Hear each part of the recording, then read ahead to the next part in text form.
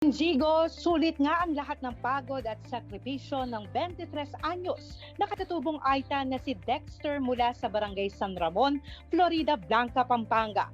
Mula kasi sa higit 33,000 na kumuha ng criminologist licensure exam nitong Desyembre 2022, isa siya sa more than 11,000 na nakapasa. At bilang siya basta board passer, siya lang naman ang kauna-unahang katutubong Aita sa Pampanga na pumasa sa naturang exam. Ang tagumpay na ito ni Dexter, alay niya sa kanyang mga magulang. Natapos ni Dexter ang kursong BS Criminology noong July 2022 at ayon sa kanya, malaking bagay ang pagiging scholar niya ng Kapitolyo ng Pampanga para maitawid ang pag-aaral. Bukod kasi sa food assistance, libre rin ang dormitory ni Dexter.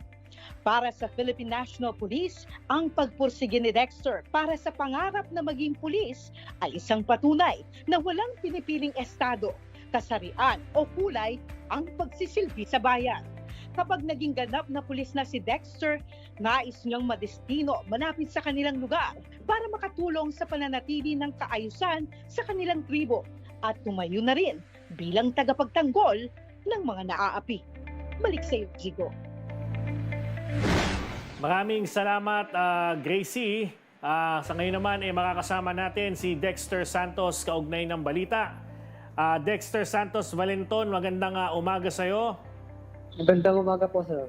Yes, Dexter, congratulations ha. Oo. Thank you po, sir. Kamusta ka ngayon? Anong pakiramdam na finally, lahat ng pinaghirapan mo nagbunga na? Kaya nga po, sir. Sobrang worth it po nung mapagod niyo, sir.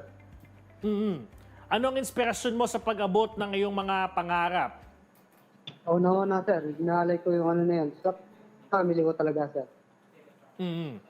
Dexter, tanong ko lang, no? Ito bang pagpupulis, kumbaga ito ba talaga matagal mo ng pangarap?